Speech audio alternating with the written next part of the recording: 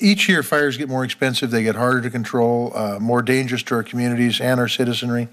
There's compounding factors in this, climate change, more people living in the wildland-urban interface, high fuel loads. To address these factors, we need to take proactive steps.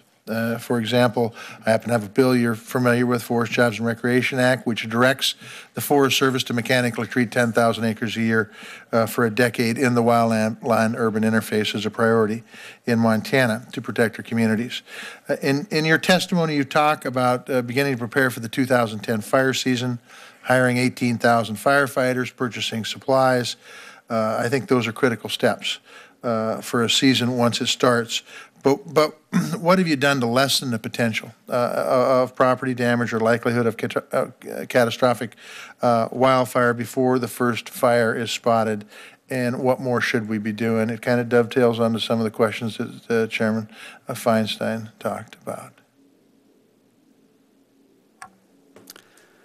Well, Senator, it goes back to one of my comments that I made in my opening remarks about the importance of us doing treatment on hazardous fuels and also to restore these ecosystems, especially these fire-adapted ecosystems.